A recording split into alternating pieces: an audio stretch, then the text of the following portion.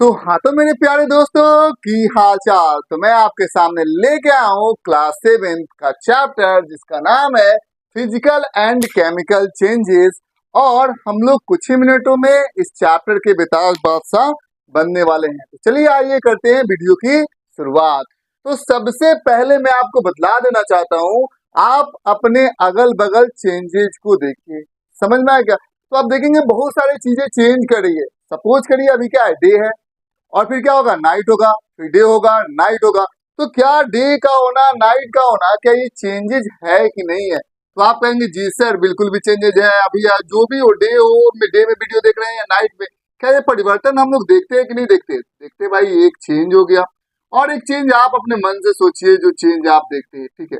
जैसे कि आप यहाँ पर देख सकते हैं, इसका एक पोजीशन होगा, ठीक है, समझ में आ गया। अब देखिए इसका आगे पीछे हम इसे कर रहे हैं, मतलब क्या इसके पोजीशन में चेंज हो रहा है, कोई दिक्कत की बात नहीं है। आप खुद, आपका ग्रोथ होता होगा। आप जाइए और आज अपने फोटो को देखिए, जब आप बहुत ही ज्यादा बच्चे थे तो आप देखिए आपका ग्रोथ हो चुका है। ग्रोथ हुआ है कि नहीं ग्रोथ हुआ है? तो आप देख सकते हैं क्या आपके बॉडी में चेंजेज आया कि नहीं आया? बिल्कुल आपके बॉडी के अंदर चेंजेज आ गया। आपका हाइट बढ़ गया, आपका वेट बढ़ गया, ठीक है, समझ में आ गया। आपका फेस का जो अपीयरेंस था, जो आपका फेस का शेप साइज था, वो भी काफी ज्यादा चेंज हो गया। तो कई तरीके के चेंजेज आप अपने अगल बगल, आप खुद में और अपने अगल बगल देख पाते हैं मेरे दोस्त। तो समझ में आ गया। तो पहले हम लोगों ने देखा कि मेनी चेंजेज अराउंड अस। आप देखिए बहुत सारे चेंजेज है। कल तक वहां पर बिल्डिंग नहीं थी, आज देख रहा हूँ वहां पर बिल्डिंग है, चेंज हो गया, ठीक है। तो कई सारे चेंजेज हम लोग अगल बगल देखते हैं। तो अब क्या होता है कि हम लोगों ने चेंज देख लिया। सपोज करिए हमारे सामने एक पेपर है। अब मैं आपसे ये कहना चाहता हूँ, what is its shape? It is in the shape of rectangle. Understand? तो ये रेक्टेंगल के शेप में है माय डियर फ्रेंड्स। अब मैंने क्या किया, इस पेपर को लिया और इस तरीके से इसको फोल्ड कर दिया। तो क्या आप बताइए, क्या अब ये रेक्टेंगल के शेप में है क्या? तो जवाब होगा नहीं, this is not in the shape of rectangle, its shape gets change. इसका शेप जो है वो बदल गया मेरे दोस्त। तो हम यहाँ से क्या सीखते हैं? हम यहाँ से ये सीखते हैं कि चेंजेज हो रहा है। आप भी कोई चेंज करके देखे ना जी। तो आप चेंज कई तरीके की चेंजेस को कर सकते हैं। समझ में आ गया? घर का सामान इधर उधर आप कर देते हैं, एक प्रकार का क्या करते हैं आप? चेंज ही तो करते हैं माय डियर फ्रेंड्स। तो ये चीजें आप लोगों ने समझ लिया। चलिए आइए थोड़ा सा और मैं आगे बढ़ जाता हूँ। तो ये सारे चेंजेस हम लोगों ने देख लिया। अब देखिए हम लोग ये पढ़ने वाले हैं मेरे दोस्त, टाइप्स ऑफ चेंजेस। तो देखिए कैसे किस तरीके के चेंज हो जाएंगे। ये हो गया हमारा टाइप्स ऑफ चेंजेस, कोई प्रॉब्लम नहीं होगा। तो आप कहेंगे क्या चेंज के टाइप्स होते हैं क्या? बिल्कुल चेंज के टाइप्स होते हैं। और जिन जिन लोगों को मालूम है कि चेंज के कौन कौन से टाइप्स होते हैं, वो कमेंट बॉक्स में अपना नाम बताएंगे, सर मुझे तो पहले से ही मालूम है टाइप्स ऑफ चेंजेस। और जिनको नहीं मालूम है उनको मैं आपको बतला देना चाहता हूँ माय डियर फ्रेंड्स। तो आप देखेंगे टाइप्स ऑफ चेंजेस जो होते हैं ना भाई, वो दो प्रकार के होते हैं। कितने प्रकार के होते हैं जी? दो प्रकार के होते हैं, ठीक है, समझ में आएगा। चलिए उनको जरा हम लोग लिखते हैं, कौन कौन से प्रकार होते हैं, जरा उस प्रकार को हम लोग समझते हैं। सबसे पहला कोई कहेगा तो आप कहेंगे कि देखिए जी पहला टाइप का चेंज होता है भैया, वो होता है हमारा फिजिकल चेंज। तो ये चीजें आपको ध्यान से समझना होगा। ये हमारा हो गया फिजिकल चेंज हो जाएगा, समझ में आएगा।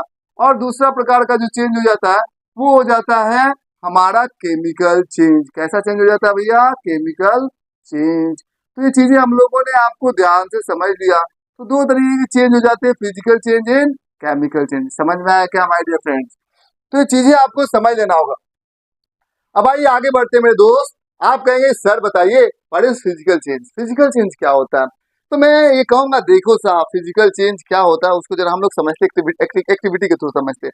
सपोज करिए चेंज देखिए, चेंज आप ध्यान से देखेंगे, ये रेक्टेंगल के शेप में, undoubtedly it is in the shape of rectangle.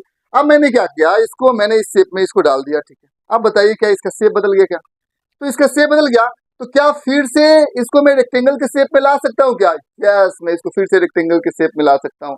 तो ये जो चेंज हुआ फ्रॉम दिस टू दिस, ठीक है, ये कैसा चेंज है? Reversible change. समझ में आएगा? रिवर्स कर सकते हैं रेक्टेंगल से, फिर इसको इस शेप में लाया और फिर से इसको रेक्टेंगल के शेप में ला सकते हैं।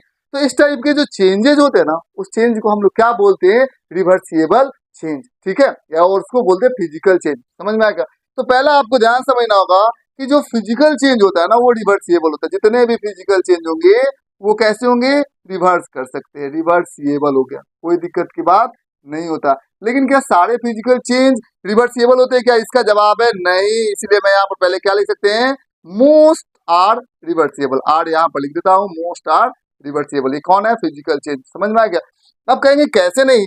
सपोज करिए मैं एक काम आपको देता हूं, जैसे कि मान लेते हैं कि ग्लास टम्बलर है, ठीक है। तो ग्लास का एक टम्बलर है, आपने उसको कई सारे पीसेस में क्या कर दिया, ब्रेक कर दिया। समझ में आया? कई सारे उसको पीसेस में ब्रेक कर दिया, ग्लास का टम्बलर हो गया, कोई प्रॉब्लम नहीं है। जब ग्लास को आपने फोड़ फाड़ दिया पूरी तरीके से, अब मैं कहूंगा कि फिर से ये ग्लास टम्बलर हो गया, ये एक आपने चेंज कर दिया, फोड़ दिया बिल्कुल बुरी तरीके से इसको। अब मैं कहूंगा ये एक फिजिकल चेंज है। फिजिकल चेंज क्यों हो गया? क्योंकि फिजिकल चेंज वो चेंज होता है जिसमें नए सबस्टांस का फॉर्मेशन नहीं होता है, no new substance is form. पहले भी ये ग्लास था, अब भी ये ग्लास है। समझ में आया क्या? तो यहाँ पर आपने फिजिकल चेंज का दूसरा चीजें समझा कि नो न्यू सबस्टांस, कोई भी न्यू सबस्टांस में फॉर्मेशन नहीं होता। नो न्यू यानी कोई भी न्यू सबस्टांस, कोई भी न्यू सबस्टांस होगा, no new substances are form, यानी कि नए सबस्टांस का फॉर्मेशन नहीं होता। ये एक प्रकार का फिजिकल चेंज हो गया मैं माय डियर फ्रेंड। तो आपने ग्लास को तोड़ दिया मेरे दोस्त, ठीक है। तो पहले भी ये ग्लास था, क्या आप इसको हम ग्लास नहीं कहेंगे? क्या ग्लास ही कहेंगे भाई? समझ में आया? ग्लास का ही है, ये ग्लास ही है, ये भी ग्लास है, ये भी ग्लास है। तो मैं कहूंगा क्या मॉलिक्यूल्स में चेंज आएगा? पहले जो इसका मॉलिक्यूल्स था पहले जैसे था, अब भी वैसा ही। तो पहले भी ये ग्लास था और अब भी एकदम बिल्कुल भी एक ग्लास ही है। तो एक प्रकार के बताइए ये कैसा चेंज होगा? ये फिजिकल चेंज होगा। अब मैं कहूंगा कि देखिए भाई, आपने पूरी तरीके से इसको तोड़ मरोड़ दिया, अब मैं आपसे कहूंगा कि आप इसको फिर से ग्लास के रूप में कन्वर्ट कर दीजिए। तो हो सकता है कि आप बिल्कुल ही पुराना ओरिजिनल शेप आप उसको नहीं ला सकते हैं। तो ब्रेकिंग ऑफ ग्लास टम्बलर एक फिजिकल चेंज है, लेकिन क्या वो रिवर्सिबल है क्या? तो जवाब है नहीं, it is not reversible my dear friends. तो रिवर्सिबल नहीं है, इसीलिए मैंने कहा कि जो भी फिजिकल चेंज है मोस्ट आर रिवर्सिबल, सब के सब रिवर्सिबल नहीं होते माय डियर। समझ में आया क्या? अब आप मैं आपसे एक सवाल पूछना चाहता हूँ। सपोज करिए यहाँ पर मैं आपको एक एग्जाम्पल के थ्रू समझाता हूँ। जैसे कि आपने जाइए, जाकर क्या करिए, फ्रिज खोलिए। फ्रिज में आपको क्या देखने को मिलेगा? आपको देखने को मिलेगा प्यारा सा आइस। समझ में आया क्या? ये आपका आइस हो गया, ये आपका आइस हो गया। आपने आइस लिया, कोई दिक्कत की बात नहीं। अब मैं कहता हूँ इसको फ्रिज में बाहर निकाल कर आप उसे छोड़ दीजिए। तो अभी देखिए गर्मी का महीना है, मैं भी पसीने से तरबतर हूँ, ठीक है। तो गर्मी के वजह से क्या होगा, आइस जो होगा वो मेल्ट करेगा माय डियर फ्रेंड्स। तो आइस जो है वो मेल्ट किया, मेल्ट कर गया, मेल्ट कर गया, मेल्ट कर गया। मेल्ट करने के बाद वो किस में कन्वर्ट हो गया? वाटर में कन्वर्ट हो गया। समझ में क्या? ये हो गया वाटर में कन्वर्ट हो गया। आइस मेल्ट करने के बाद कन्वर्टेड हो गया वाटर के अंदर। ये चीजें आपको ध्यान से समझना होगा। अब क्या होता है, अब देखिए खेल। अब क्यों हुआ? क्योंकि आपने इसको क्या दिया? हीट दिया। What you are giving here is the heat. आपने क्या दिया? इसको हीट दिया माय डियर फ्रेंड। तो हीट के वजह से ये मेल्ट कर गया। अब मैं आपसे एक और सवाल पूछना चाहता हूँ। अगेन मैं इसको हीट देता हूँ, ठीक है। तो हीट दूंगा तो फिर किस में कन्वर्ट हो जाएगा? वाटर वेपर में कन्वर्ट हो जाएगा। समझ में आ गया? अगेन मैंने क्या किया, इसको हीट दिया तो ये किस में कन्वर्ट हो गया? वेपर में, वेपर के फॉर्म में उड़ जाएगा साहब। समझ में आ गया? अब एक और सवाल यहाँ पर जन्म लेता है, क्या आइस से वाटर का होना, क्या न्यू सबस्टांस का फॉर्मेशन हो गया क्या? यहाँ पर केवल क्या हो रहा है? चेंज इन स्टेट हो रहा है। आइस क्या है? लिक्विड है, सॉलिड है या गैस है? तो आप कहेंगे कि देखिए सर, आइस जो है हमको बिल्कुल ही पता है ठोस है, यानी कि आइस जो है सॉलिड है। समझ में आया क्या? अब मैं पूछना चाहता हूँ वाटर क्या है? सॉलिड है, लिक्विड है और गैस है? तो आप कहेंगे नहीं सर, वाटर जो होता है वो तो फ्लो कर सकता है, वो तो लिक्विड है। और आपको मैं बदलाना चाहता हूँ, जो वाटर वेपर हुआ, वाटर से किसमें कन्वर्ट हो गया? वाटर वेपर में। तो यहाँ पर अपने को क्या लिख देना है? Water vapour. और बहुत ही अच्छे से लिखना है भैया, एकदम घबराना नहीं है। Water vapour. देखिए इतना पसीना भी है तब भी इंसान घबरा रहा है क्या? बिल्कुल नहीं घबरा रहा। तो वाटर वेपर में क्या हो गया? कन्वर्ट हो गया। तो आपको यहाँ पर ध्यान से समझना होगा, ये वाटर वेपर में कन्वर्ट हो गया, वेपराइज फॉर्म में आ गया। तो मैं एक सवाल आपसे पूछना चाहता हूँ कि क्या ये नए सबस्टांस का फॉर्मेशन हुआ? यहाँ पर चेंज इन स्टेट हो रहा है। आइस सॉलिड है, वाटर लिक्विड है, और जो हमारा वाटर वेपर है वो एक प्रकार का क्या हो गया? गैस हो गया। बहुत ही अच्छे से हम लोगों ने समझ लिया, दिस इज अ गैस। तो यहाँ से अपने को क्या सीखने को मिलते हैं मेरे दोस्त यहाँ पर से सीखने को सिर्फ और सिर्फ इतना मिलती है कि यहाँ पर क्या होता है? चेंज इन स्टेट हो रहा है माय डियर फ्रेंड्स। केवल स्टेट्स के अंदर चेंज हो रहा है, सॉलिड से लिक्विड, लिक्विड से गैस। यहाँ पर जब आप मॉलिक्यूल्स के बारे में बात करेंगे तो आइस का जो मॉलिकुलर फॉर्मूला होता है जानते क्या होता है? H2O होता है। समझ में आया क्या? आप देखेंगे वाटर का भी मॉलिकुलर फॉर्मूला H2O होता है, और वाटर वेपर का भी कोई पूछेगा कि मॉलिकुलर फॉर्मूला बताओ तो H2O होता है। यहाँ पर मॉलिक्यूल्स में किसी भी प्रकार का कोई भी चेंज में नहीं हुआ। तो ये एक प्रकार का कैसा चेंज होगा? ये फिजिकल चेंज हो गया। चेंज इन स्टेट एक फिजिकल चेंज होता है माय डियर फ्रेंड। समझ में आ गया क्या? इसमें कोई भी न्यू सबस्टांस का फॉर्मेशन नहीं होता है, ठीक है। अब मैं एक और एग्जांपल के थ्रू आपको बतला देना चाहता हूँ। सपोज करिए एक एग्जांपल मैं आपको देना चाहता हूँ। यहाँ पर मैं क्या कर देना चाहता हूँ, जैसे कि यहाँ पर आप देख सकते हैं, यहाँ पर अपने को करना क्या है, आपको मैंने लिया नमक, क्या है बेटा, नमक है, आपको ध्यान समझना होगा। सपोज आपकी मम्मी ने कहा कि भाई मुझे आज साल्टी वाटर आप बना कर देंगे भैया, आप कहेंगे मम्मी मम्मी मैं साल्टी वाटर बना कर दूंगा, आपको घबराना नहीं। तो आपने क्या किया, साल्ट लिया होगा भैया, और साल्ट लेने के बाद क्या किया होगा, इस कंटेनर के अंदर क्या था, वाटर था। आपने कहा देखो साल्ट हो गया वाटर हो गया, कोई दिक्कत की बात नहीं। आपने क्या किया, साल्ट को बिल्कुल भी इस कंटेनर में ऐड कर दिया होगा, उसको घोल दिया होगा माय डियर फ्रेंड्स। अब क्या हो गया, ये बन गया हमारा सॉल्टी वाटर, क्योंकि water with salt, salty water. अब ये जो सॉल्टी वाटर है, मैं आपसे एक पूछना चाहता हूँ, ये हो गया सॉल्टी वाटर, इसको सॉल्टी सॉल्टी हो गया और वाटर भी लिख देते हैं।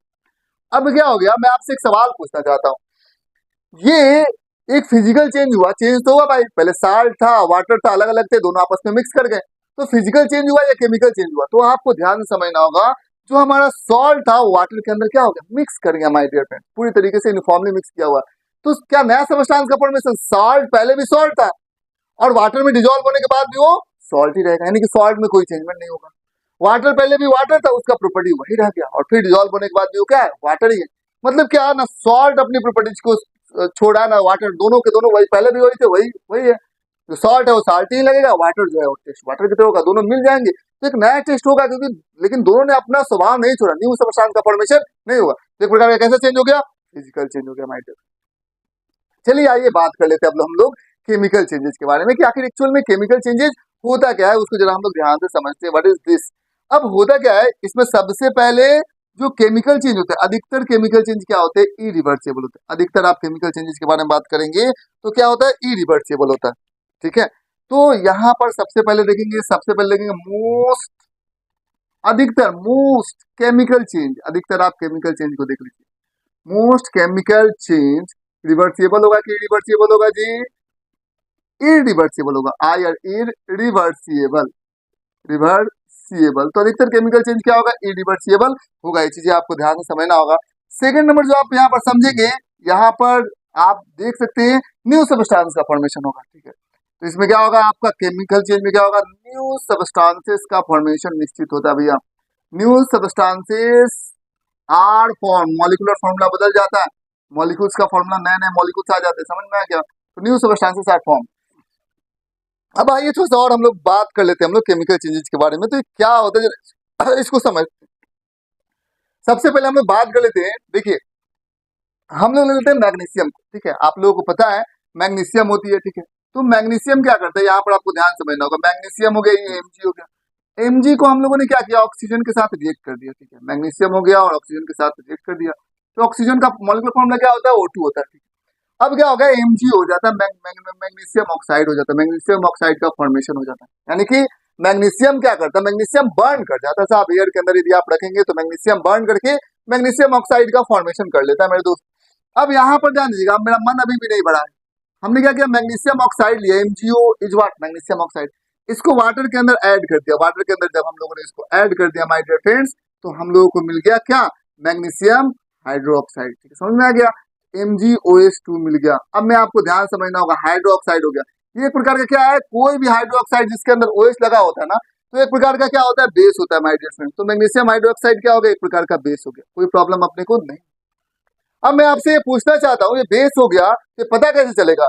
सबसे पहले ये क्या करेगा, जब आप मैग्नीशियम हाइड्रोक्साइड को लिटमस पेपर के ऊपर डालेंगे तो क्या करेगा, ये कलर चेंज कर देगा। कलर क्या चेंज करेगा, रेड को किसमें करेगा, मान लेते रेड लिटमस पेपर हमारे पास था, तो रेड लिटमस पेपर था और मैग्नीशियम हाइड्रोक्साइड जैसे इसको हम लोग डाल दिया, तो किसमें उसको कन्वर्ट कर देगा, ब्लू में कन्वर्ट कर देगा माय डियर। रेड को ये ब्लू में कन्वर्ट कर देगा, यानी कि ये एक प्रकार का बेस है, ये हम लोग को मालूम चल गया माय डियर फ्रेंड्स। अब होता क्या है, जरा यहाँ पर ध्यान समझना होगा। अब यदि हम चाहें कि मैग्नीशियम हाइड्रोक्साइड से फिर से मैग्नीशियम बना ले, ऑक्सीजन बना ले, तो ये संभव नहीं है, ठीक है। अधिकतर क्या होते हैं, इरिवर्सिबल, ऐसा नहीं है कि सारे इरिवर्सिबल होते साहब, समझ में आ गया। कुछ कुछ रिवर्सिबल होते हैं, जैसे मैग्नीशियम क्या हो गया, जल गया, मैग्नीशियम जल गया तो मैग्नीशियम ऑक्साइड बन गया, तो क्या राख से फिर से हम मैग्नीशियम तक पहुंच सकते हैं क्या, बड़ा मुश्किल काम है। तो मैग्नीशियम जलकर मैग्नीशियम ऑक्साइड बन गया, वो एक प्रकार का कैसा चेंज हो गया, इरिवर्सिबल चेंज हो गया। लेकिन क्या सारे के सारे केमिकल चेंज जो होते हैं रिवर्सिबल होते क्या, नहीं माय डियर, बहुत सारे ऐसे केमिकल चेंज होते हैं जो रिवर्सिबल होते हैं, ठीक है। जैसे आप ध्यान दीजिएगा, H2 जैसे हाइड्रोजन हम लोग ले लेते हैं, और ऑक्सीजन हम लोग ले लेते हैं, ठीक है। हाइड्रोजन और ऑक्सीजन मिलकर क्या हो जाता है, H2O, वाटर का फॉर्मेशन बन जाता है। लेकिन वाटर क्या हो गया, एक नया मॉलिक्यूल्स हो गया। हाइड्रोजन क्या है, एक प्रकार का गैस है। ऑक्सीजन O2 एक प्रकार का क्या गैस है। लेकिन वाटर क्या है, एक प्रकार का लिक्विड है माय डियर फ्रेंड्स, ये तो एक लिक्विड है।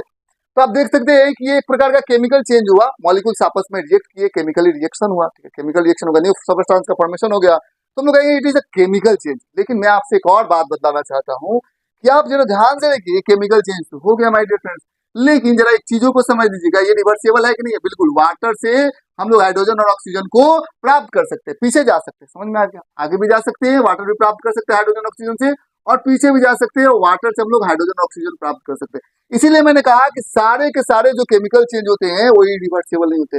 ये केमिकल चेंज है लेकिन क्या है, रिवर्सिबल है माय डियर, इरिवर्सिबल नहीं है। इसीलिए मोस्ट अधिकतर इरिवर्सिबल होते हैं, लेकिन कुछ कुछ रिवर्सिबल भी हो सकते हैं। इस चीज आपको ध्यान से समझना होगा। तो ये चीजें हम लोगों ने बड़ी ही आराम के साथ, बहुत ही अच्छाई के साथ समझ लिया। तो यहाँ पर मैग्नीशियम ऑक्साइड हो गया, ये बेस हो गया, और इस तरीके से कई तरह की रिएक्शन जो है अब हम लोग पढ़ने वाले हैं। सबसे पहले हम लोग क्या करेंगे, रब करने वाले हैं। और इसमें क्या होता है, न्यू सबस्टांस का फॉर्मेशन होता है। जैसे MgO एक प्रकार का new substance, hydrogen gas oxygen gas है, आपस में रिएक्ट कर गया, वाटर बनाया, लिक्विड बनाया, एक प्रकार का न्यू सबस्टांस है, तो न्यू सबस्टांस फॉर्म होता है। तो इस तरीके से चीजों को हम लोगों ने क्या किया है, समझ लिया माय डियर फ्रेंड्स। तो अब क्या करते हैं हम लोग, रब करते हैं। और आपका काम क्या है माय डियर फ्रेंड्स, इतना मेहनत से हम लोग काम कर रहे हैं, तो आपको करना क्या है कि नोट डाउन करना माय डियर फ्रेंड्स। आप उसे नोट डाउन करेंगे, आप कुछ सीखेंगे, समझेंगे, तो मुझे काफी अच्छा लगेगा माय डियर फ्रेंड्स। लगेगा कि हाँ, मैंने मेहनत किया, उस मेहनत का मुझे भी फल मिला और आपको भी फल मिला, समझ में आएगा। तो इसी तरीके से अच्छे से हम लोग को क्या करना है, मेहनत करना है, कार्यों को अंजाम देना है माय डियर फ्रेंड। अब आइए आगे बढ़ जाते हैं हम लोग। नेक्स्ट चीजें जो हम लोग समझते हैं, वो हम लोग क्या समझने वाले हैं, बहुत तरह तरह के रिएक्शन होते हैं। अब आइए बात कर लेते हैं कॉपर सल्फेट के रिएक्शन को। तो अपने पास है कॉपर सल्फेट, क्या है भैया, कॉपर सल्फेट, ठीक है। अब कितने लोगों को मालूम है कि कॉपर सल्फेट सॉल्यूशन जो होता है ना, उसका कलर कैसा होता है। आपके पास क्या है, कॉपर सल्फेट, कॉपर सल्फेट का सॉल्यूशन है मेरे दोस्त। तो कॉपर सल्फेट सॉल्यूशन, मैं आपसे पूछना चाहता हूं कि इसका कलर कैसा है माय डियर फ्रेंड, बता सकते हैं क्या, what is the colour of copper sulphate solution. तो जब आप देखेंगे कॉपर सल्फेट सॉल्यूशन, तो इसका कलर कैसा होगा, ब्लू कलर होगा, ठीक है, समझ में आया क्या। तो इसका कलर अपना क्या हो गया, ब्लू कलर हो गया, कोई प्रॉब्लम नहीं है, ठीक है। अब हम लोगों ने क्या किया, ब्लू कलर लिया। अब इसको हम लोगों ने रिएक्ट करा दिया किसके साथ, आयरन के साथ, ठीक है। आयरन क्या होता है, आयरन के साथ हम लोगों ने इसको रिएक्ट करा दिया, मन की आयरन के साथ रिएक्शन कराने का, तो रिएक्शन हमारा हो गया। ये दोनों को हम लोग क्या बोलेंगे, रिएक्टेंट बोलेंगे माय डियर फ्रेंड्स, ठीक है। तो इन दोनों को रिएक्टेंट बोलेंगे, तो ये रिएक्ट करेंगे, तो आपको ध्यान समझ में आ गया, प्रोडक्ट का भी फॉर्मेशन होगा। तो एक्चुअल में क्या करेगा, आयरन और यहाँ पर कॉपर, दोनों में से ज्यादा रिएक्टिव कौन होता है, आयरन। यानी कि आयरन क्या है, मजबूत है, मोर रिएक्टिव। यहाँ पर क्या लिखेंगे, आयरन इज मोर रिएक्टिव, समझ में आया क्या। तो यहाँ पर हम लिखेंगे यार आयरन जो हमारा बड़ा खतरनाक है यार, कॉपर को हरा देगा, मोर रिएक्टिव है, ठीक है, समझ में आया क्या। अब आयरन कह रहा है कि साहब हम अकेले नहीं रहना चाहते, ठीक है, हमको तो भाई सल्फेट के साथ रहना है, और कॉपर हम तुमसे ज्यादा रिएक्टिव ही है भैया, तो गदाई कॉपर जी आप चले जाइए, हमको सल्फेट को छोड़ दीजिए। तो क्या करता है, क्या करता है भैया, ये करता है क्या, आयरन, ध्यान दीजिएगा, आयरन आपको ध्यान समझना होगा। आयरन यहाँ पर किसका फॉर्मेशन कर देता है, आयरन सल्फेट, क्योंकि ये कॉपर को बाहर कर दिया और आयरन क्या हो गया, कॉपर का स्थान ले लिया, ये आयरन हो गया, ये सीधा आया कॉपर के पास, कहा कि मुझे तुम्हारा प्लेस चाहिए माय डियर फ्रेंड। बहुत बार ऐसा होता है ऑफिस में, कहीं पर भी मजबूत व्यक्ति क्या करता है, डिस्प्लेस कर देता है, सत्ता का परिवर्तन, धन धर्म, तरह तरह की चीजें होती है, और वो लोग क्या करते हैं, डिस्प्लेस कर देते हैं। तो उसी तरीके से आयरन ने क्या किया, कॉपर को डिस्प्लेस कर दिया, तो क्या किसका सॉल्यूशन बन गया, आयरन सल्फेट, आयरन सल्फेट का सॉल्यूशन अपने को मिल गया, आयरन सल्फेट सॉल्यूशन। इसका कलर कोई जानते क्या कि किस तरीके का इसका कलर होता है, बताइए इसका कलर, एनी मैन जिसको पता है, यस, इसका कलर होता है ग्रीन। आयरन सल्फेट सॉल्यूशन का जो कलर हो गया वो ग्रीन हो गया, समझ में आया क्या। और फिर क्या हो गया, अब आयरन तो बेचारा सल्फेट को, कॉपर को हटा दिया, और यहाँ पर क्या मिलेगा अपना, कॉपर बेचारा सॉल्यूशन के अंदर होगा। तो कॉपर कहेगा कि देखो भाई आयरन तुमने मुझे हटाया। अब कॉपर जो होता है आयरन के ऊपर डिपॉजिटेड हो जाता है, जिसके वजह से जो कलर हो जाता है वो ब्राउन हो जाता है आयरन का, समझ में आया क्या। ये चीजें आपको ध्यान से समझना होगा, तो ये कोई प्रॉब्लम नहीं है, ठीक है। अब आइए आगे बढ़ जाते हैं। यहाँ पर आप देख सकते हैं चेंज इन कलर हुआ है माय डियर फ्रेंड्स। तो चेंज इन कलर हुआ है, तो एक प्रकार का क्या है, ये केमिकल चेंज है, यहाँ पर दोनों आपस में रिएक्ट कर रहे हैं, समझ में आया क्या। और इस रिएक्शन को हम लोग क्या बोलते हैं, डिस्प्लेसमेंट रिएक्शन, क्योंकि आयरन ने क्या किया, कॉपर को डिस्प्लेस कर दिया। इस रिएक्शन को बोलेंगे कौन सा रिएक्शन है भैया, कोई भी पूछ देगा, कोई भी पूछ देगा, कोई पूछेगा बताओ कौन सा रिएक्शन, तो आप बोलेंगे अरे यार आयरन मजबूत था तो उसने कॉपर को डिस्प्लेस कर दिया, इसलिए हम इसका नाम रख देंगे, कहेंगे कि भैया ये हमारा है डिस्प्लेसमेंट, क्या डिस्प्लेसमेंट, रिएक्शन। और इस तरीके से आपने चीजों को समझ लिया, ये हमारा डिस्प्लेसमेंट रिएक्शन हो गया माय डियर फ्रेंड्स, समझ में आ गया। अब चलिए थोड़ा सा और हम लोग आगे की तरफ बढ़ जाते हैं। अब देखिए एक चीज मैं बदला देना चाहता हूँ, तो चेंज इन कलर हो सकता है, लेकिन क्या चेंज इन कलर केवल और केवल केमिकल चेंज में हो सकता है, बिल्कुल फिजिकल चेंज में भी हो सकता है। सपोज करिए यहाँ पर आपको ध्यान से समझना होगा, यहाँ पर हो गया एक चम्मच, आज चम्मच लीजिए, चम्मच ले लीजिए, कोई दिक्कत की बात नहीं है। आपने एक स्पून को लिया, what is your name, please right in the comment section, अपने कमेंट सेक्शन में राइट नाम करिए। आपने एक स्पून को लिया और स्पून को क्या किया माय डियर फ्रेंड्स, कि आप लेके गए आग के ऊपर, आग के ऊपर आपने लेके गया स्पून को, और फिर क्या हुआ, एकदम बिल्कुल भी आग लगा, आग लगा दिया आपने स्पून को। मान लेते आपके अंदर आग लगा हुआ था, तो आपने स्पून पर आग लगा दिया, ठीक है। अब मेरे क्लास के अंदर जहाँ पर मैं पढ़ाता हूँ, एक बच्चा था, उसने अपने भाई को जबरदस्त कुटाई कर दिया। अब जबरदस्त कुटाई कर दिया, तो सपोज करो उसका भैया ही, ठीक है, उसको आग लग गया अंदर से, अरे भाई मेरे को बड़ा मार दिया।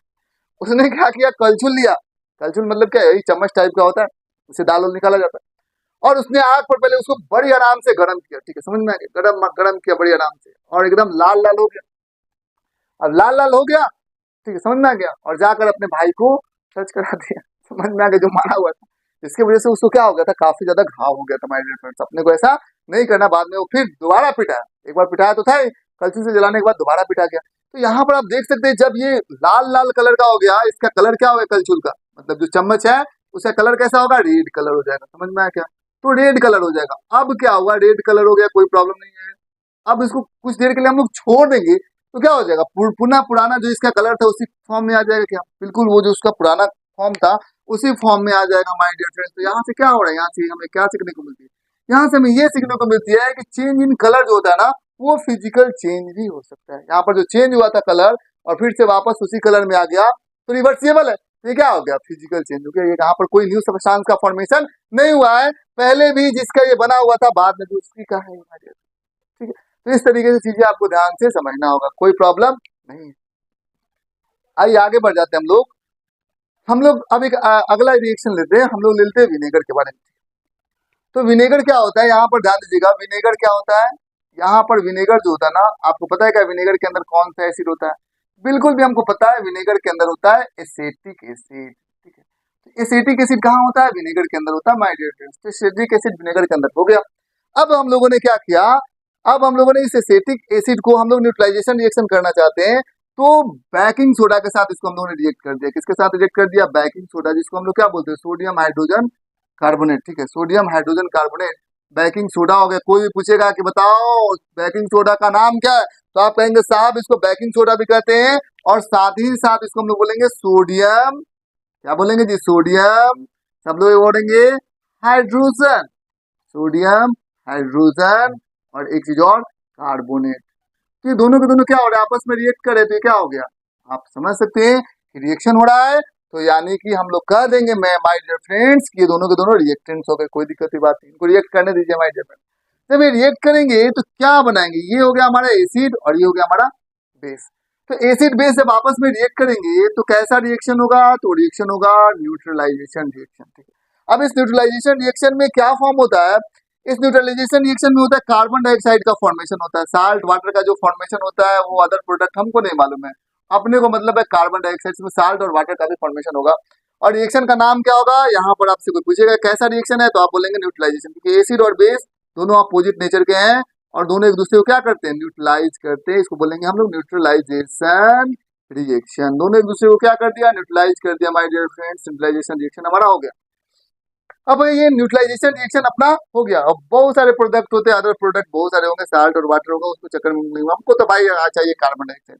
और ये क्या है, CO2 का मतलब क्या होता है, कार्बन डाइऑक्साइड, यहाँ पर लिख भी देते हैं, ये क्या हो गया हमारा, इसका मतलब क्या हो गया, कार्बन डाइऑक्साइड। और आप लोग भी मेरे साथ साथ लिखना चालू करिएगा माय डियर फ्रेंड। अब हो गया ये, अब ये हम लोगों ने क्या किया, कार्बन डाइऑक्साइड को लाइम वाटर के साथ पास करा दिया, ठीक है। कार्बन डाइऑक्साइड लिया और उसको हम लोगों ने कहाँ से पास करा दिया, ये देखिए हमारा कार्बन डाइऑक्साइड है, उसको हम लोगों ने पास करा दिया लाइम वाटर, जिसका केमिकल फॉर्मूला क्या होता है, COOH2, ठीक है। तो ये हो गया हमारा लाइम वाटर, इसको क्या बोलेंगे हम लोग, लाइम वाटर। तो लाइम वाटर जानते हैं क्या होता है, CaOH2 होता है, इसी को लाइम वाटर हम लोग बोलते हैं।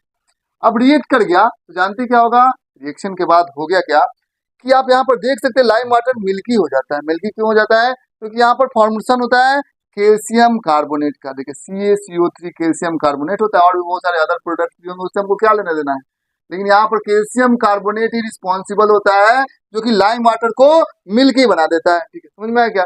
तो कोई भी पूछेगा कौन रिस्पॉन्सिबल होता है, तो आप बोलेंगे कैल्शियम कार्बोनेट।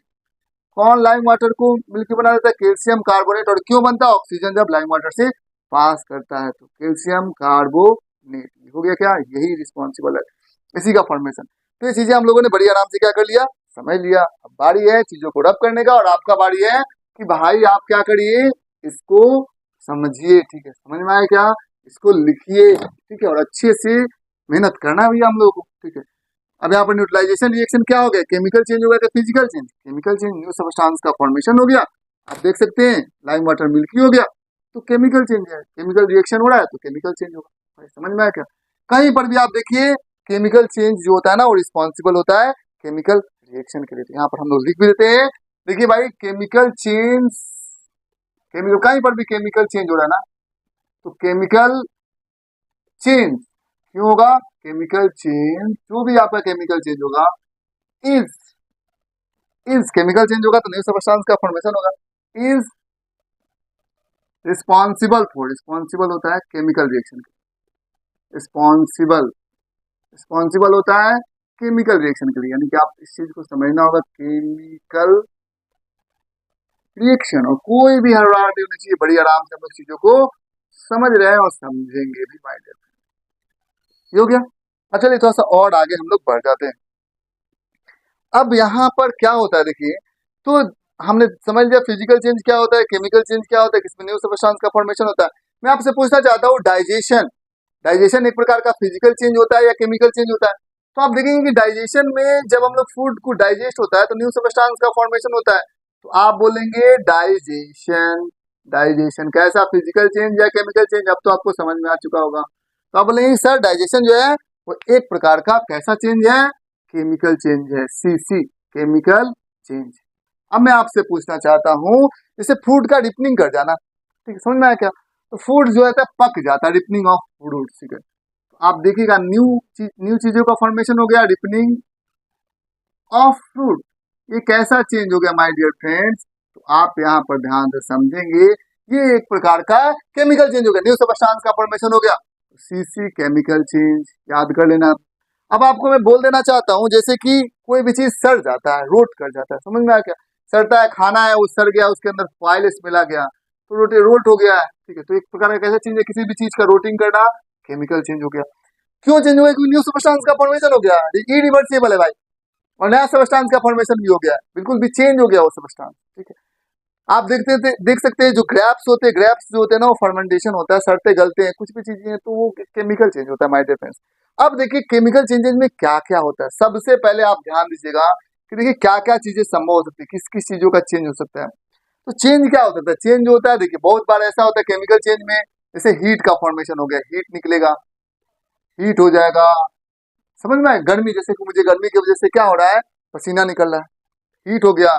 रेडिएशन हो जाएगा, रेडिएशन निकलेगा, जैसे बल्ब है, बल्ब से क्या करते हैं, बल्ब इज रेडिएटिंग, तो रेडिएशन निकल रहा है, ये भी संभव हो सकता है, ठीक है, ये सब प्रोबेबिलिटी है। साथ ही साथ हीट हो गया, लाइट हो गया, बल्ब से क्या निकल रहा है, लाइट निकल रहा है, समझ में आ गया। तो चीजें आपको ध्यान से समझना होगा, ये सब जो है केमिकल चेंजेस में देखा जाते हैं। साथ ही साथ केमिकल चेंजेस में आप देख सकते हैं साउंड का निकलना, साउंड निकल रहा है, आप देखेंगे पप साउंड निकल गया, यानी कि केमिकल चेंज हो गया। आप देखेंगे कलर का चेंज होना, देखिए कलर हो गया, समझ में आया क्या, तो कलर का चेंज हो गया। साथ ही साथ जो है वो साइज का चेंज हो गया, साइज जो है वो बदल गया, पहले कुछ साइज का था अब कुछ साइज का है, बड़ा छोटा साइज, आप देख सकते हैं कलर हो गया, शेप हो गया, साइज हो गया, ये सब के सब किसमें हो जाते हैं, केमिकल चेंज में हो सकते हैं। कलर का चेंज कर जाना, स्मेल का चेंज कर जाना, साइज के बारे में नहीं, लेकिन कलर हो गया, स्मेल हो गया, ठीक है। जनरली आप समझिए इस चीज को, साइज साइज भी देखिए दोनों हो सकते, मतलब ये आपको देखना है, आपको अपना लॉजिक बिठाना, मतलब ये सब केमिकल चेंजेस में आ सकते हैं। जैसे कि हम लोग बच्चे हैं, हम लोग बड़े हो गए, हमारा साइज चेंज हो गया, तो फिजिकल चेंज केमिकल चेंज, तो ऐसे चेंज क्या होगा जिसमें न्यू सब्सटेंस का फॉर्मेशन हो गया, तो केमिकल चेंज। ठीक है, ऐसे थोड़ा है कि फिजिकल साइज चेंज होगा तो फिजिकल चेंज ही होगा, नहीं, साइज चेंज होगा तो केमिकल चेंज भी हो सकता है। हमारा खुद का साइज बढ़ गया, एक प्रकार का केमिकल चेंज हो गया। ठीक है, नया सब्सटेंस हम बचे थे, ग्रोथ हो गया, साइज बढ़ गया। तो इस तरीके से, लेकिन वही फिजिकल चेंज के बारे में भी बात करेगा, कोई कोई फिजिकल चेंज में क्या क्या चीजें हो सकता है। तो फिजिकल चेंज में क्या हो सकता है, आप देख सकते हैं, यहाँ पर लिख सकते हैं, हो सकता है प्रॉबिलिटी है, लेकिन आपको अपना दिमाग लगाना में बार बार कर देना चाहता हूँ। प्रोसेस के साथ जाना है, जैसे शेप का, साइज का, ठीक है, टेम्परेचर का, पोजीशन का, ये सब चीजें जो है फिजिकल चेंज में आते हैं। ठीक है, अब थोड़ा सा और हम लोग आगे बढ़ जाते हैं, लेकिन दिमाग अपना लगाना है। अब मैं आपसे पूछना चाहता हूँ, बताइए बर्निंग, बर्निंग एक प्रकार का क्या फिजिकल चेंज है या केमिकल चेंज? तो जब भी कोई भी चीजें बर्न करती है, जैसे आपने मैग्नीशियम ऑक्साइड बनाया था, मैग्नीशियम को रिबन को बर्न करके, तो बर्निंग जो होता है ना, वो एक प्रकार का केमिकल चेंज होता है। और बर्निंग जो होता है ना, इससे क्या प्रोड्यूस होता है, बर्निंग, जहां पर भी बर्निंग हो, कोई भी चीज बर्न करना, तो प्रोड्यूस प्रोड्यूस क्या होता है, एनर्जी प्रोड्यूस होता है माय डियर फ्रेंड। तो जब भी आप किसी भी चीज को बर्न करेंगे तो आपको एनर्जी का प्रोडक्शन आपको देखने को मिलेगा। इवन आपका देखिए, हम लोग ऑक्सीजन लेते हैं ना, और बर्निंग के लिए क्या रिक्वायरमेंट है, ऑक्सीजन की रिक्वायरमेंट है। तो हम लोग रेस्पिरेशन करते हैं तो ऑक्सीजन हमारे बॉडी के अंदर लेते हैं, तो जो फूड बर्न करता है ना, उसी के वजह से हमको एनर्जी रिलीज होता है और कार्बन डाइऑक्साइड का फॉर्मेशन होता है। साथ ही साथ बर्निंग एक प्रकार का क्या है, फिजिकल चेंज या केमिकल चेंज, तो ये आपका केमिकल चेंज है। बर्निंग में ऑक्सीजन के साथ रिएक्शन करना पड़ता है भैया, तो केमिकल चेंज हो गया, ऑक्सीजन नहीं रहेगा तो बर्निंग होगा भी नहीं, तो एक प्रकार का केमिकल चेंज भी हो गया माय डियर फ्रेंड्स। तो हम लोगों ने चीजों को समझ लिया मेरे दोस्तों। अब आइए थोड़ा सा और आगे बढ़ जाते हैं। जैसे आप यहाँ पर देख सकते हैं, आप देखें, कभी आपने देखा एप्पल को आपने काट दिया है, आलू को आपने काट कर उसको छोड़ दिया, तो जब आप एप्पल, ये सपोज करिए आपका एप्पल है, ठीक है, आपने उसको क्या कर दिया, कट कर दिया, दो पार्ट आपने कट कर दिया, कोई दिक्कत की बात नहीं। और कुछ समय तक के बाद आप देखेंगे उसका कलर जो होता है ब्राउन कलर का हो जाता है एप्पल का। ठीक है, तो ब्राउन कलर का उसका एप्पल का कलर हो जाता है, क्यों हो जाता है, क्योंकि एक प्रकार का कैसे चेंज है, चेंज इन कलर क्या हो गया, यहाँ पर केमिकल चेंज, केमिकल रिएक्शन हो रहे थे, जिसके वजह से इसमें क्या हो गया, ब्राउन कलर हो गया, ये केमिकल चेंज हम लोग कहेंगे। ठीक है, आप देख लग सकते हैं एप्पल अब नया आप खा कर देखिए, आपको खट्टा बेकार समझ में आ गया, ये सब चीजें आपको लगेगा। साउरिंग ऑफ मिल्क, मिल्क जो होता है वो खट्टा हो जाता है, तो एक प्रकार का क्या है, केमिकल चेंज होता है। आपका मिल्क फट गया, ठीक है, सावर हो गया, सावरिंग ऑफ मिल्क, एक प्रकार का केमिकल चेंज हो गया। ठीक है, तो इस चीजें आपको ध्यान से समझना होगा, क्योंकि इसको रिवर्स नहीं किया जा सकता, न्यू सब्सटेंस का फॉर्मेशन हो गया माय डियर फ्रेंड्स। चलिए थोड़ा सा और आगे की तरफ हम लोग बढ़ जाते हैं। न्यूट्रलाइजेशन रिएक्शन एक प्रकार का केमिकल चेंज होता है, ये भी चीजें हम लोगों ने समझ लिया। अब देखिए ओजोन के बारे में जरा हम लोग समझ लेते हैं कि ओजोन क्या होता है माय डियर फ्रेंड्स। तो देखिए हम लोग ओजोन, हम सभी लोग देखते हैं, देखिए कभी कभी क्या होता है, गर्मी बहुत ज्यादा होती है, धूप बहुत ज्यादा होती है, तो अपन लोग क्या ले लेते हैं, छाता ले लेते हैं माय डियर फ्रेंड्स। मैं भी ले लेता हूँ, आप भी ले लेते हैं, सभी लोग हम लोग छाता ले लेते हैं। तो होता क्या है, देखिए हमारी प्यारी सी खूबसूरत सी अर्थ है, अब सन के पास यूवी रेज है, अल्ट्रा वायलेट रेडिएशन है। अब अल्ट्रा वायलेट रेडिएशन है, यदि वो रेडिएशन सन से डायरेक्ट अर्थ तक पहुंच जाए माय डियर फ्रेंड्स, वो रेडिएशन डायरेक्ट सन से अर्थ तक पहुंच जाए, तो हमारे लिए काफी ज्यादा हार्मफुल था। और ये हमको हमारे नेचर को पता है कि काफी ज्यादा हमारे लिए हार्मफुल हो सकता है, कि वो रेडिएशन जो है यहाँ तक पहुंचना नहीं चाहिए, समझ में आ गया, नहीं पहुंचना चाहिए। तो इसके लिए क्या किया, इसके लिए ये किया गया, एक लेयर बनाया गया, जैसे हम लोग जो है धूप में बचने के लिए क्या करते हैं, छाता लगा ली, तो यहाँ पर एटमोस्फियर हमारा बन गया, समझ में आ गया। अभी एटमोस्फियर जो होता है, इसके अंदर क्या है, ओजोन है। ओजोन क्या होता है, O3 होता है, समझ में आ गया। तो O3 हमारा ओजोन होता है माय डियर फ्रेंड्स। तो यहाँ पर आपको ध्यान से समझना होगा कि यहाँ पर एक चीज आपको समझना होगा, O3 ओजोन होता है, ये आया जब अल्ट्रा वायलेट रेडिएशन, एक ऐसा रेडिएशन है, आप इसको कहेंगे यूवी रेज, और हम इसको कहते हैं अल्ट्रा वायलेट वायलेट रेडिएशन। ये काफी खतरनाक रेडिएशन होता है माय डियर फ्रेंड, ये अल्ट्रा वायलेट रेडिएशन होता है माय डियर फ्रेंड्स।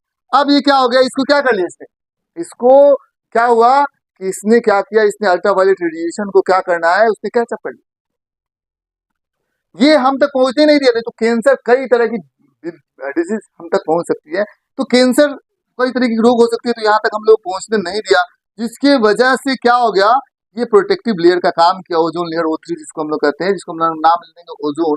और जिसके वजह से यही जो होता है रिस्पॉन्सिबल होता है, क्योंकि सब रिस्पॉन्सिबल नहीं होते ये अल्ट्रा वायलेट रेडिएशन को एब्जॉर्ब कर ले, केवल कौन रिस्पॉन्सिबल होता है, ओजोन, जिसका मॉलिक्यूलर फॉर्मूला क्या होता है, O3, और वो क्या करता है, अल्ट्रा वायलेट रेडिएशन को एब्जॉर्ब कर लेता है, जिसकी वजह से अल्ट्रा वायलेट रेडिएशन अर्थ तक पहुंच नहीं पाती है, because of the atmosphere, because of the ozone present in the atmosphere, और हम लोग क्या है, सेफ है माय डियर फ्रेंड्स। तो ये जो रिएक्शन हो गया O3 से, O3 और अल्ट्रा वायलेट रेडिएशन जब आपस में टकराते हैं तो ऑक्सीजन गैस निकलता है, जैसे O3 हो गया, ये रिएक्ट कर जाएगा यूवी रेज से, ठीक है, समझ में आ गया, HNU रिएक्ट करेगा तो जानते क्या, O2 प्लस ऑक्सीजन बना लिया तो O3 अलग है, O2 अलग है माय डियर फ्रेंड्स। तो ये प्रकार का केमिकल रिएक्शन ही हुआ। चलिए आइए चीजों को क्या कर देते हैं हम लोग, बड़ी आराम से रब कर देते हैं, ठीक है। तो यहाँ पर जहां पर भी केमिकल रिएक्शन होगा आप समझ लीजिएगा केमिकल चेंज हो जाता है माय डियर फ्रेंड्स। तो इस चीज आपको ध्यान से समझना होगा। अब चलिए थोड़ा सा और आगे की तरफ हम लोग बढ़ जाते हैं। नेक्स्ट चीज हम लोग बात करते हैं रस्टिंग ऑफ आयरन। क्या होता है रस्टिंग ऑफ आयरन, जरा इसको ध्यान से हम लोग समझते हैं साहब। तो इसको देखते हैं हम लोग, रस्टिंग ऑफ आयरन। तो क्या हो गया, रस्टिंग, किसका रस्टिंग भैया, आयरन का। आयरन में रस्ट लग जाता है कि नहीं, नया नया साइकिल आपने लाया होगा भाई, अब देखेंगे उसके ऊपर एक ब्राउन कलर का लेयर फॉर्म हो गया होगा, तो आपने कहा गाड़ी यार आयरन के अंदर क्या हो गया, जंग लग गया, यानी कि रस्ट लग गया माय डियर फ्रेंड। तो आखिर ये रस्ट लगता क्या कैसे है, सबसे पहले अपने पास होता है आयरन महोदय। आयरन महोदय का मॉलिक्यूलर फॉर्मूला जानते क्या होता है, ये होता है हमारा आयरन Fe। Fe को हम लोग क्या बोलते हैं, आयरन बोलते हैं, कोई दिक्कत की बात नहीं है। आपको पता है क्या रस्टिंग किस महीने में सबसे ज्यादा होती है, सबसे ज्यादा रस्टिंग जो होती है ना वो आपको बारिश के दिनों में होती है, क्योंकि बारिश के दिनों में एटमॉस्फेयर के अंदर प्रेजेंट होता है वाटर, समझ में आएगा, प्रचुर मात्रा में खूब वाटर प्रेजेंट होता है। साथ ही साथ आप यहाँ पर देख सकते हैं प्रेजेंट होता है कौन, वाटर के साथ साथ प्रेजेंट होता है हमारा ऑक्सीजन, ठीक है, ऑक्सीजन तो हमेशा प्रेजेंट होता है, तो वाटर और ऑक्सीजन मिल गए, और ये जो रिस्पॉन्सिबल होता है इसके लिए हम लोग क्या लेते हैं, ये हमारा वाटर हो गया माय डियर फ्रेंड्स, और ये हमारा हो गया ऑक्सीजन। तो वाटर और ऑक्सीजन के प्रेजेंस में क्या होता है भैया, रस्टिंग हो जाता है। तो रस्टिंग में क्या होता है, यहाँ पर आपको ध्यान से समझना होगा, जब रस्ट लगेगा तो रस्ट जानते क्या लगता है, उसका मॉलिक्यूलर फॉर्मूला क्या होता है, Fe2O3। Fe2O3 ये हमारा रस्ट का मॉलिक्यूलर फॉर्मूला होता है। ये रस्ट लग गया, जंग लग गया, और इसका जो कलर आपको देखने को मिलेगा वो ब्राउन कलर देखने को मिलेगा, एकदम आपको लगेगा यार ये तो ब्राउन कलर का है अपना, कोई दिक्कत की बात। तो यहाँ पर आपने देख लिया किस तरीके से रस्ट का फॉर्मेशन होता है, किस तरीके से हमारा आयरन जो कि एटमॉस्फेयर में प्रेजेंट है, वाटर और ऑक्सीजन, बारिश हुआ है तो एटमॉस्फेयर में प्रचुर मात्रा में प्रेजेंट है, ये दोनों मिलकर रस्ट Fe2O3 का मॉलिक्यूलर फॉर्मूला, इससे कोई भी पूछ सकता है रस्ट का मॉलिक्यूलर फॉर्मूला क्या होगा, तो आप बता सकते हैं Fe2O3, और रस्ट का फॉर्मेशन हो गया, इसका कलर कैसा होता है, ब्राउन कलर का ये होता है। तो इस तरीके से रस्ट लग जाता है और आयरन बुरी तरीके से खत्म हो जाता है। तो अपने को इससे बचाना है, प्रोटेक्ट करना है, रस्टिंग अपने को नहीं चाहिए, तो हम लोग क्या करते हैं, ग्रीस लगाते हैं माय डियर फ्रेंड्स। हम लोग कहते हैं कि भैया अब हम लोग लगाएंगे ग्रीसिंग, ठीक है। तो सबसे पहले हम लोग क्या करते हैं, ग्रीसिंग, ग्रीस इसके ऊपर लगा देते हैं, और क्या करते हैं, एक लेयर ले लेते हैं, किसका लेयर ले लेते हैं बेटा, लेयर ले लेते हैं हम लोग किसका, deposit of chromium and zinc, zinc और क्रोमियम का लेयर उसके ऊपर आयरन के ऊपर लगा देते हैं। तो हम लोग क्या करते हैं, पहला है ग्रीसिंग कर दिया, तो जिसके वजह से हुआ ये कि आयरन जो है वाटर और ऑक्सीजन के कंटेक्ट में नहीं आया, अब कंटेक्ट में नहीं आया तो रस्टिंग रुक गया। हम लोग क्या कर देते हैं, हम लोग करते क्या है, देखिए यहाँ पर दूसरा स्टेट क्या करते हैं, क्रोमियम और जिंक का लेयर आयरन के ऊपर डिपोजिट करते हैं। तो हम लोग क्या करेंगे, डिपोजिट करेंगे, किसको डिपोजिट करेंगे, बोल दीजिए आप लोग मेरे साथ साथ, डिपोजिट करेंगे किसके किसके लिए, डिपोजिट ऑफ, डिपोजिटिंग लिख देते क्या, डिपोजिटिंग अ लेयर ऑफ, किसका लेयर भैया, किसका लेयर, बिल्कुल सही बात है, लेयर ऑफ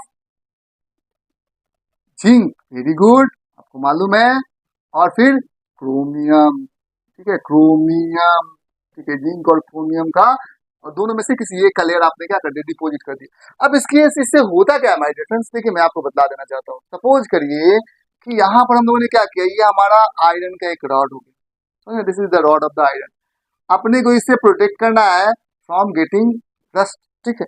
आपके घरों में देख सकते हैं, बहुत बार ऐसा होता है, पेंटिंग होती है साहब, आप ग्रिल्स को देखिए अपने घरों के अंदर, जो ग्रिल्स होती है जो, या जो भी चीजें आयरन का मिलकर बना हुआ है, उसको आप जाकर देखिए उसमें क्या किया गया, डेंटिंग, पेंटिंग, ये सारी चीजें होती है। क्यों पेंटिंग होती रहती है, ताकि उनको रस्ट लगने से बचाया जा सके। एक्चुअल में क्या किया जाता है, देखिए होता क्या है, यहाँ पर जिंक और क्रोमियम का लेयर, सपोज करिए this is the layer of chromium, अब लेयर ऑफ क्रोमियम हम लोग लगा दिए, यहाँ पर एक लेयर ऑफ क्रोमियम लगा दिया, हर एक जगह क्रोमियम का लेयर, समझ में आया कि चारों तरफ, ऊपर नीचे दाएं बाएं हर एक जगह, ठीक है।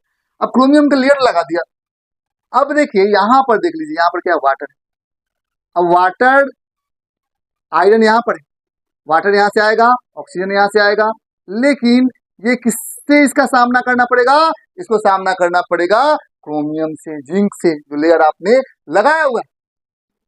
तो वो आयरन के तो कांटेक्ट में आया नहीं, तो रिएक्शन होगा नहीं, तो रस्ट फॉर्म नहीं होगा, रस्ट फॉर्म नहीं होगा, तो आपका जो आयरन का जो मेटल है वो इट इज सेफ।